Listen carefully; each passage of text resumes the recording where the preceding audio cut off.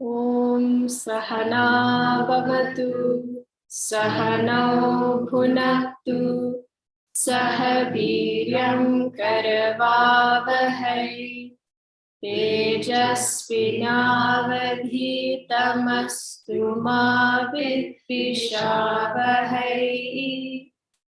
Om Shanti Shanti Shanti. Samasta Jana Kalyane Niratam Karunamayam Namami Chinmayam Devam Satgurum Brahmavidvaram.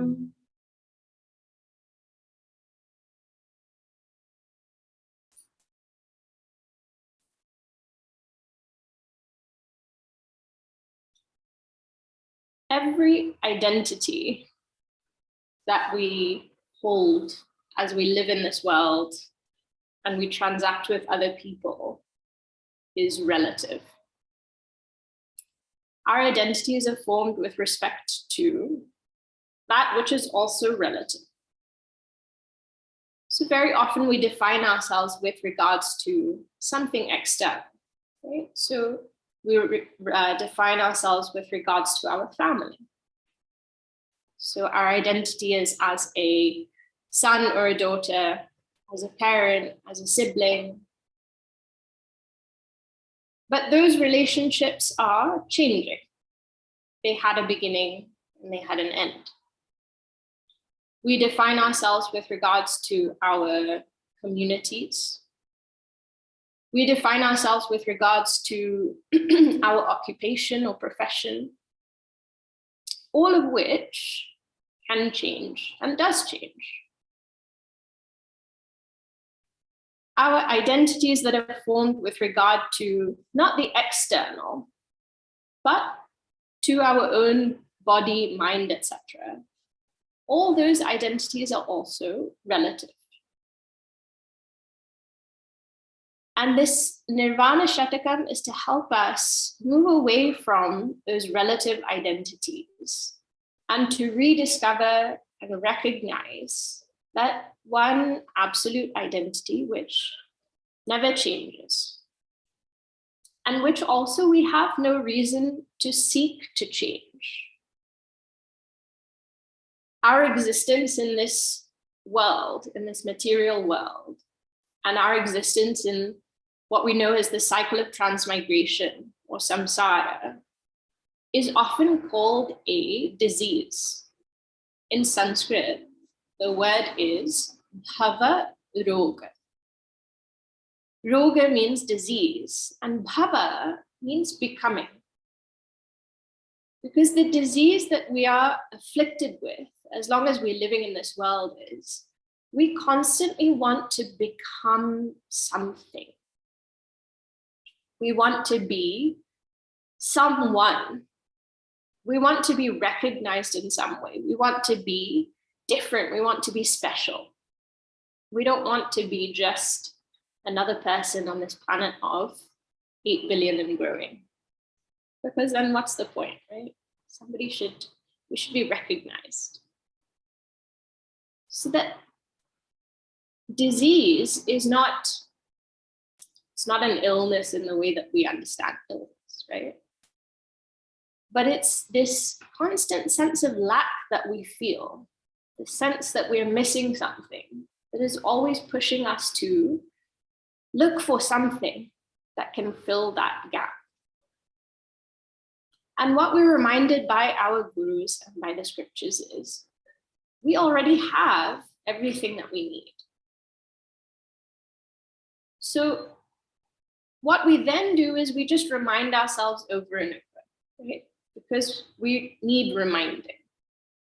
Otherwise, it's very easy to forget whatever we've been told. One Pandit was once given a calf as an offering. Pandit means somebody who goes around and does all pujas and homas, etc. for people. So he did one ritual for a family. They were very grateful, so they gave him a calf. So he was very happy with this calf. It had come from a very good lineage of cows. He was very pleased to receive it. And as he was setting off for his home after receiving this calf, 4 thieves spotted him. 4 people, basically they wanted his calf. And so they got together and they formed a plan and they said, by the end of the day, before even he reaches home, we'll have the calf. So the Pandit set off and he was walking home. Now, after a few minutes, the first thief approached him and he said, Panditji, you are such a religious man. What are you doing walking on the road carrying a dog? So the Pandit laughed. He said, there's something wrong with your eyes. This is not a dog, this is a calf. And he kept the calf and he carried on. And he kept walking. After another few kilometers, a second thief came. He said, Panditji, you are such a religious, pious man. What are you doing walking along the road carrying a dog? So this time Pandit smiled and he said, no, this is not a dog. This is a calf. There must be something wrong with your eyes. So he kept going. Another few kilometers. And the third thief came and he said, Panditji, you're such a pious and religious man. What are you doing walking along this road carrying a dog? Now this time the Pandit frowned. He said, he looked down, said, no, there must be something wrong with you. This is not a calf. This is not a dog. This is a calf. But he was still a bit troubled now that 3 people have come to me and said, this is a dog. He kept going. Finally, he was just 2 kilometers from his house. And the 4th thief came to him. And he said, Panditji, you're such a pious and religious man. What are you doing walking along this road carrying a dog? That Panditji looked at the calf. He looked at the thief. He dropped the calf and he went home. Really, maybe I am carrying a dog. Sometimes we know for ourselves what the truth is, or we're told, or we get what we call a glimpse. And then all the other pressures exert themselves, and very soon we give up what we know. So here, the idea of this repetition, right? There is negation, and then there's this repetition of Chidananda Rupa Shivoham Shivoham. The idea is we have to be reminded enough times. Now, for somebody, they may need to be reminded 5 times or 10 times, and that's enough. For somebody, we may need to be reminded 100 times. But we should not be hesitating or afraid to be reminded. So that's what this teaching is giving us. Okay. Now, today we are seeing the second verse.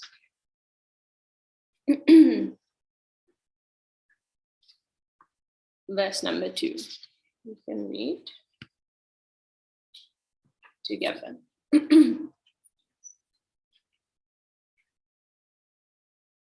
Na cha prana sanyo na vai pancha vayuhu na cha prana sanyo na vai pancha vayuhu na va sabda dhatur na va pancha koshaha na va sabda dhatur na va pancha koshaha na vakpani padam na chupasthapayu na vakpani padam na chupasthapayu chidananda rupa shivoham shivoham chidananda rupa shivoham shivoham.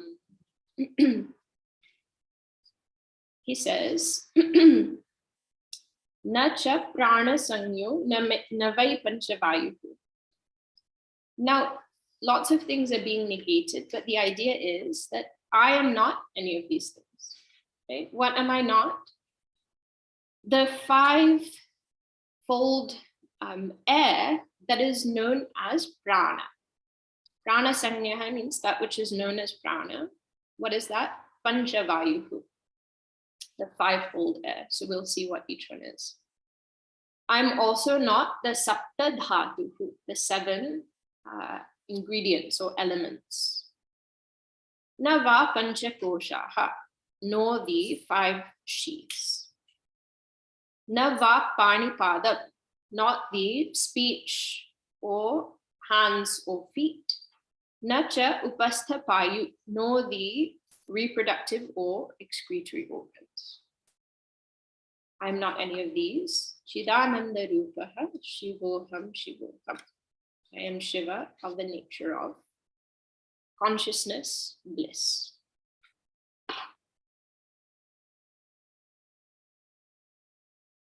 For most people, we refer to ourselves as this physical form. Okay? That's our primary identity. Most people, you ask them, who are you? The identity is with reference to this body. Okay? This body is made of what is known as the sapta dhatuhu. There are 7 different components which make up this body. And this body is energized. All the physiological functions of the body are carried out by the pranas. So those 5 modifications of air, the element of air. Prana is not a physical thing. So very often when we think of pranayama, we think of pranayama as just controlling the breath, right? Or modifying the breath in some way. But the idea of pranayama is by working with your breath, you are able to effect some other change in your body. So the example is given, for example, say you have a tree, right? And this tree is very tall and you want to pull some branches down because there is no fruit hanging. So now if you can't reach the tallest branch, then what you do, you grab a branch that's hanging out to the side, you pull it, and the rest of the branches will come down. So the prana works like this, that if you can work with your prana, you can also, one, you can sort of pull the mind in the direction that you want. But 2 is you start to make changes in the actual functioning of the body. So there are 5, I think they're named in the book. What are the 5 different pranas? Yeah. Prana is one which functions basically from above the neck. So this is the main one. These are called prana. So this is in charge of all your breathing, inhalation, exhalation, etc. The second is the apana that works to do all the excretion functions. Then vyana, which works with all the circulation, etc. Udana, which is responsible for when we die, if we are still connected as an ego to the body, the udana is what sends us off, and samana, which is responsible for digestion. So now when you read these, firstly you think, I didn't even know what these 5 pranas were. And you're telling me that I'm identified with them, because now you're telling me that actually that's not who I am, right? What's the point of saying that's not who you are if you're not thinking you're that in the first place? So number one, you are adding to my identifications by talking about these pranas. And number two, I don't even know what any of them are, right? Nobody thinks I am prana vayu, I am apana vayu. None of us will formulate that explicit thought in that way. But when we can't breathe, right? When you go out, and for lots of people now is the time for hay fever. So what starts happening? Number one, your eyes start streaming. So you look like you're crying all the time. Number two, nose starts streaming. And this streaming, everyone won't mind. But if this starts streaming, then everybody looks at you. Then you start coughing, sniffling, sneezing. My hay fever is so bad this year. Really terrible. Post-COVID immunity must be low. So now what is this? This is me identifying with the function of the prana. Or you eat something, right? You eat something that you know is not good for you, but you can't resist because it just looks so good or it smells so good. So you eat it. And you're prepared to deal with the consequences also, because you know. So you eat it, and inevitably you get a stomach ache. And then what do you think? I've got a really bad stomach ache. I need to go and lie down. I need to take a break. So now this is me identifying with the samana vayu, right? Oh, my digestion is not so good at the moment. All of this is, even though it doesn't happen explicitly, it's our identification with the pranas. Okay? And that's why this is necessary here. Because even though we don't think we're doing it, we are actually very closely associated. And the most simple one, the most simple way is the basic functions of the prana is hunger and thirst. Now, when hunger and thirst arise in your body, for most of us, what is our immediate response to feeling either of those two things? You have to do something, right? If I'm hungry, I have to eat something, and I have to eat something right now. If I'm thirsty, I need a drink. So we don't say, oh, there is hunger in my body. We say, I'm hungry. Nobody says, oh, my body is feeling thirsty, or my pranas are giving thirst. I am thirsty. And you know that types of reactions that this provokes in people is also very interesting. Nowadays, there is this, you don't just get hungry, you get hangry, right? It immediately provokes that response. So closely connected with the mind as well. Even though it's a function of the body, we feel that, and immediately it has an effect on our thinking. Thirsty also. It also reflects on how we identify with other things, right? When you're hungry, what do you need? You need food, right? Do you need a particular food from a particular store, particular brand, with particular ingredients? No, you just need food. When you're thirsty, really what do we need? Water, right? But now what we do is people buy those water bottles, and they have like somebody was telling me actually that, you know, people have these like cucumber water and mint water and stuff. There is a water bottle you can buy where you just fill it with plain water. And then in the top, you put a pod that has scent. It doesn't have a flavor. It doesn't have any like ingredient in there. It has a scent. So you drink the water, and because of the smell, you feel like, oh, I'm drinking mint water or something. Is the lengths we will go to, right? To try and entertain our senses.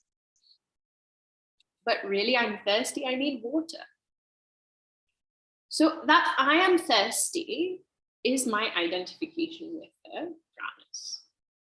Okay? So therefore, this assertion is needed, or negation is needed. I am not the pranas. When I'm feeling hungry, that's just a function of the pranas. I'm feeling thirsty, etc. When I'm feeling tired or I'm feeling energized, that also affects us a lot. Okay? If you feel tired, it affects the other layers of the personality as well. And it's easy to deal with something that just functions in an isolated way, right? Because then you can deal with it and then you're done. But if it has a knock-on effect, suddenly you're dealing with so many things at once. It's a lot harder. You know, there is that, nowadays I don't think anyone plays, but you used to go to arcades, you'd have like different games. And there's one game where there's like lots of different holes, and then you have a hammer, and you're given a hammer too, because this creature or animal or something will pop out of one hole, and you have to hit it before it goes back in, right? But as soon as that one goes in, the other one pops out, and you hit that one, and you can spend hours just standing there, just trying to hit this, this pop-up thing. This is like this, whatever is being described here, right? Whether it's the body or the pranas or the senses, we keep trying to deal with one thing at a time. We can spend our whole lifetime just dealing with just whatever issues the body comes up. It's never ending, okay? So then what is the solution? The solution is just know that you're not the body. So that means any problem that arises in the body then is not my problem. Not my problem then doesn't mean I neglect my body and allow it to waste away. I deal with it properly. What's the alternative? The alternative is you literally just spend all your time occupied in trying to deal with each thing as it comes up. So I'm not the pranas. Then the next is sapta dhatuhu. So there are 7 materials that compose the body. That also is given here. Yeah. Skin, flesh, fat, blood, muscle, bone, and marrow. These are the 7 materials of the body. So now again, if somebody comes to you and asks you, are you skin? What will you say? No. Are you bones? No. But anything happens to any one of these, and immediately we feel something has happened to me. Right? Something happens to the skin, even if it's just a cut. A cut just that touches the first layer of skin only, because you know there are lots of layers. I only found out last week because I cut beyond the first layer. When I was looking, I realized, wow, there are quite a lot. If you just touch the first layer, that's enough, right? Anybody who's ever had a paper cut will agree that tiny, tiny incision on your body, sometimes you can't even see it. And the amount of irritation and annoyance that it causes you is hugely disproportionate, right? For that tiny thing, how much we're affected. Skin, then something happens, and God forbid that something should happen to the skin on my face. Skin on my body where I can wear clothes and hide it is fine. But something happens to my face with which I have to see people every day. And all sorts of things people do. Right? We feel deeply affected by that. Then something happens inside the body, to some muscle or to some organ or something. That also is not, we don't see it objective, right? We say, this is happening to me. And nobody will identify with any one of these things individually. But one of the biggest things that I think people in general have about their bodies is the amount of fat that you can observe that is present in that body. Now, if you extracted fat cells and showed them to somebody and said, listen, this is what you are looking at, and this is what you're trying to avoid, you look at that cell and you will not think anything of it. Okay? You take out a bone, or you take out some muscle, nobody even wants to see it. The reason that we are happy generally with our bodies and just like that is because they're covered in this nice, they're packaged nicely. Okay?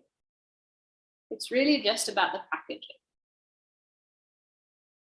Because if you opened up the packaging and take a look at what's inside, nobody wants to do that, right? How many people become surgeons? How many people are actually ready to open and see? And how many of them, when they're training, the first time they see, they also feel and all that. And they get desensitized. So individually, I won't say I am skin, or I am bones, or I am blood. But anything happens to any of those within my body, and I definitely feel something is happening. Sometimes it's not even my body. Sometimes you see someone else's body whom you love, and something is happening there, and we feel so deeply affected. Okay? Some illness happens, something goes wrong. So now, this thinking has to be done again and again. The pranas are one thing. The pranas you can't see, right? The pranas are not visible to our eyes, but this body is visible. And most of us, I think by now, here or online, or most people by a certain stage in their life have seen a body without life. Okay? You have seen a dead body also. You've seen the difference between a living body and a dead body. Now, what is the difference between the two? Just at the level of the body, what is the difference between the two? Cool. So that's the expression of life, right? That's the only thing that's different. Very right. So they won't be functioning there. So signs of life will be absent, right? But in terms of the composition of the body, in that dead body, are there bones? Is there muscle? Is there marrow? Is there fat? Is there skin and blood? All of those things are there. Very confronting for a Tuesday morning to start thinking about life and death. But that's what we're here for. There is in Bhaja Govindam some beautiful verses to help us think about why we actually value this body. Okay? And lots of people have had this experience. That as long as there is life in the body, everybody is happy to be around that body. People are happy to embrace it and to touch it and to feed it and to nourish it and take care of it. And the moment life departs, our attitude changes in an instant. Nobody wants to even go near now that body. There are very strict rules for how long you should keep it in the house and who is allowed to go near it and all of those things. And even if you're supposedly allowed, nobody wants to. Even the person who is closest in life now has a fear of going near or touching that body. Which is all to say that our value is really not for the body, right? Sometimes we feel it's so difficult to detach from my body identification. I'm so closely associated with this body. But really speaking, our value is not for the body by itself. Because if it was, then we would keep that body with us forever. And nobody wants to do that. Our value is for life. And life cannot express, life cannot be present without the truth. Without this, what we are asserting, right, is that I am consciousness bliss. That is what enables us to have life within each body. So I am not the 7 elements, the 7 materials of this body. This is also negated. Nava pancha koshaha. I am not the 5 sheaths. So again, these 5 sheaths are just a way of thinking about our personality, our relative identity. So there is this again, I think is given in the text, yeah. Food sheath, vital air sheath, mental, intellectual, and bliss sheath. So the food sheath is the body, and it's very appropriately named. You see, all the others are named for the name that we usually give to the equipment. But the body is literally called the food sheath, which I think tells us everything we need to know. This body is nothing but food. Okay? It is just a modification of food, the food that we eat. This we were talking about at family camp. When you eat food, when it comes on your plate, you don't look at that food, whatever you're having for your breakfast. You see that breakfast, toast or cereal or granola or yogurt. You don't look at it and think, yes, I look so nice. I'm so warm, laid out on this plate. So you don't think it's you. Then you eat it, right? Then it gets assimilated into your body. It turns into whatever cells it transforms into. And now what is our relationship with those cells? Me. Now, whatever part of that food is not useful to your body, what happens? It all comes out, okay? So now that food before you eat it, we don't think of as me. That food after it comes out, you don't think of as me. Nobody looks at what's come out and says, there I go, flush down the toilet. But it turns into different parts of this body. And our immediate thing is, no, this is me. And what is it?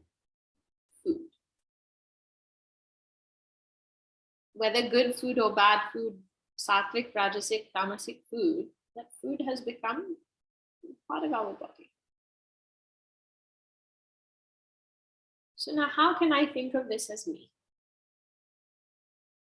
This is Annamaya Kosha.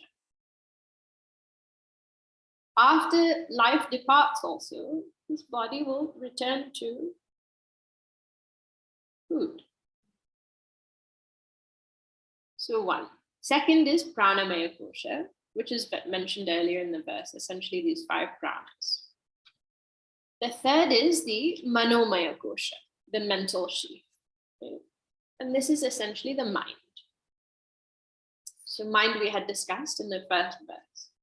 Mind, which is those thoughts which are of the nature of sankalpa vikalpa, meaning there is doubt, there is thoughts of consideration. Consideration means when you go back and forth, right? You vacillate. Those thoughts are the mind. Thoughts of emotion, the feeler, as Gurudev would say. This is a mental sheath. The intellectual sheath is the intellect, right? So thoughts of the nature of decision, rational, analytical thinking. All of this is the intellectual sheath. And finally, we have what is called the bliss sheath. And this one, whether or not you have any liking or dislike for the other 4, everybody loves the bliss sheath and its experience. When is this bliss sheath experienced? In deep sleep, in our most joyful state, when we all experience the same bliss. And also we give others bliss because we're asleep and we can no longer give any grief to anybody. Everybody is happy. So bliss sheath, all of these are in order of their subtlety, right? So the physical body is the grossest, prana is slightly subtler, mind subtler, intellect subtler, and bliss is the subtlest. This bliss sheath is made up of our vasanas. Okay? Vasanas meaning those unmanifest tendencies that we have collected over many previous lives. So now you might think, why would I experience bliss when I am experiencing essentially ignorance or vasanas? Because deep sleep, only the bliss sheath remains. I'm just experiencing that. But at the same time, I'm experiencing great joy, right? Peace, bliss. So when we say that we're experiencing that, are vasanas known to us as they are? So vasanas are unmanifest, right? So in the same way that you can recognize a thought that arises in your mind, it's not possible for us to recognize every vasana distinct as it is because they are unmanifest. Now, when we experience that unmanifest, essentially what we are having is an experience of the absence of manyness. Because in the unmanifest, everything is like a homogeneous one. In other words, deep sleep is blissful because there is an absence of experience of manyness. And the thing that causes us sorrow or stress or fear or anxiety or any of those things is when there is plurality. Okay? Even if you think about, when you're at home and you're by yourself, nobody else is in the house. And you come home after a long day at work, you sit down on your couch, you just exhale. You feel so happy. Nobody is going to call me. Nobody is going to talk to me. I can just be. Right? Not that you don't love other people in your house, but sometimes by yourself, you enjoy the most. And then when somebody comes, then you do whatever you need to do. But that peace that comes from when we are by ourselves And also when we can be happy by ourselves is this indicator of that bliss. That there is no need to be anything other than what I am. That's the thing that often disturbs us, right? When we're by ourselves. This is why we are most relaxed with those people with whom we can be ourselves, because there's no need to show anything else. It's as good as being by yourself, right? If you have someone around whom you can sit in your pajamas without having washed your hair or brushed it, then you're as comfortable as if you're alone. But you know somebody's coming to your house. I have to shower. I have to make myself decent. With company. But this bliss sheath is that experience of bliss because there is no disturbance, there is no other, there is no manyness. Therefore, there is peace. But the point here is that bliss is also not my nature, because that bliss is limited. The bliss that I am, Chid Ananda, is unlimited. The bliss sheath is only with reference to vasanas. The bliss of the self is unlimited. So this is also not me. 5 sheaths. Finally, na vak parni padam na cha upastha payu. I am not the, essentially these are the organs of action, right? Karmendriyas. I am not the speech, hands, feet, nor reproductive or excretory organs. I am none of these.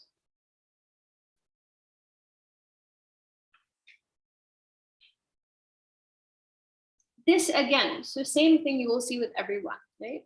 We never say, this is me, hands are me, or feet are me, or speech is me. But when something happens to that part of the body or that sense organ, we are deeply affected. We're also deeply identified with what we can achieve through those things. Right? So imagine now that you, for whatever reason, your feet aren't working. And the main thing is you can't walk. This is a horrible thing to experience because we're so used to being able to walk. You can't use your hands. It's very difficult because we are so identified with the action that we carry out with the help of these sense organs.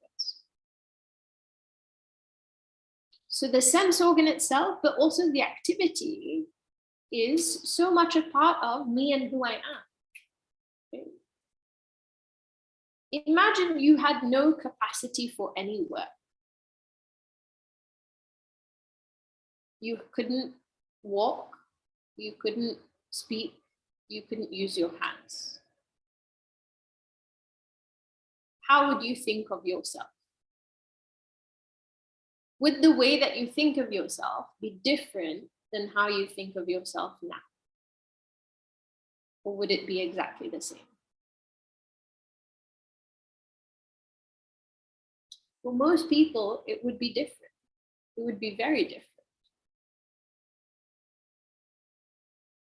So much of how we think of ourselves, the worth that we place in ourselves, is to do with the ability that we have to act and achieve. And yes, those things are important as long as we're living in this world. But all of that is to do with our relative identity. My ability to act is to do with my body and my mind. Now, if I'm defining myself with reference to my body, is my body a fixed and stable reference point by which I can define myself? The body is constantly changing. Is my mind a fixed and stable reference point? No. Is my intellect a fixed and stable reference point? Intellect also changes. Are my vasanas or ignorance a fixed and stable reference point? Nobody would like to define themselves by their ignorance, but that's also not fixed. So now all of these things are changing, right? Everything external that I define myself in reference to, all of that is changing, because the law of the world is change. Everything here that I define myself with reference to is constantly changing. My body is definitely changing. My pranas are changing. My mind is changing. My intellect is changing. Right? The body is different from one day to the next. That much you can't see immediately. But you can see from 1 year to the next. Or how many years they say the whole thing changes? 7 years, I think, right? Every 7 years, your body is a completely different physical entity. So that changes. Then the way your pranas function also changes with reference to the body. The mind is constantly changing. That's the nature of the mind. The nature of the mind is to change. So if somebody says, you're always changing your mind, that's my mind's job. That's what it's supposed to do. So the mind is always changing. The intellect also is changing. The intellect, it's essentially is a name we are giving to particular thoughts that are characterized by some shared sort of nature, right? Those thoughts are also changing. Our vasanas also change. We don't recognize immediately, but they also change. If somebody asks you, are you the same as you were yesterday? What will your answer generally be?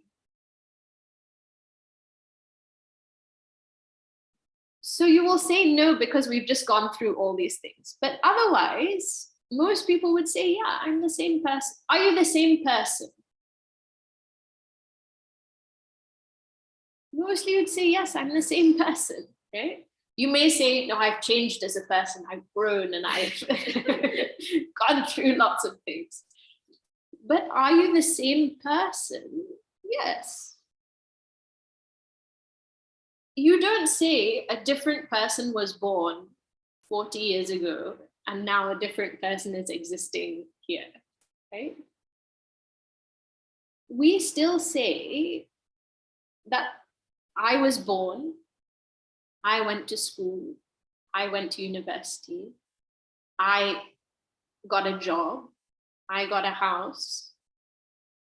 We are saying I did all those things because we feel that I have been there the whole time.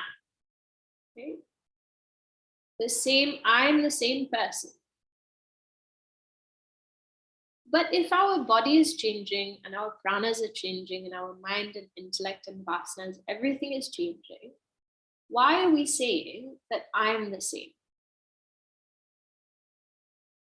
Because that absolute identity that we have, which is consciousness, existence, which is Shiva, that is not changing. And that lends the appearance of stability to everything else. And it's only actually because there is that non-changing identity that we can see the change that has taken place in everything else. Right? If you're in a boat in the middle of the sea and somebody says to you, count the waves. Can you count? But if you're standing on the beach and somebody says to you, okay, in the next 5 minutes, count how many waves are coming. Can you count? You can count if you tried really hard. Or if you're in a car, right, on the motorway, and somebody says, okay, between junction 5 and junction 6, tell me how many cars have passed in the span of 5 minutes. And you yourself are in a car that's going. Can you count how many cars have passed? If you're standing right in the middle and somebody says to you in the next 5 minutes, count how many cars have gone past. Can you count? Yes. Okay. So if we ourselves are changing, there is no way that it's possible for us to be aware of changes that are taking place. Because we are unchanging, because our real nature is this unchanging consciousness bliss, therefore we are able to say, oh yeah, this is different. Whether it's at the body level or even at the mind level, that I had one thought, now I'm having another thought, now another thought, that experiences are different. Because there is this one single unchanging reference point. And that is consciousness, and that consciousness itself is bliss. And that is the most auspicious. It is that in which there is no sorrow, there is no grief, there is no change whatsoever. So how do we get there? First, by recognizing what are all the different identifications that we have. Okay? Then negating them. Why do we also negate one by one? Because for all of us, our stronger identification may be with something different. Right? For somebody, it's with the body. For another person, it's with the mind. For another person, it's with the organs of action. So everything has to be dealt with systematically. And when all the negation is done, finally, there is just this assertion left. And really speaking, that assertion is only so that we recognize, because really when everything is negated, the truth is apparent by itself. But that assertion is, I am consciousness, I am bliss, I am all auspiciousness.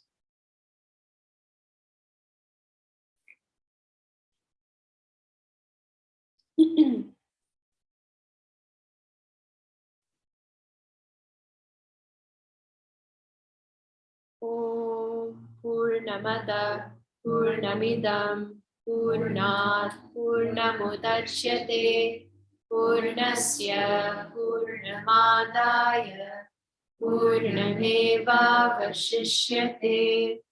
Om Shanti Shanti Shanti.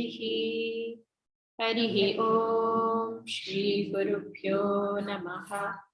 Harihi Om.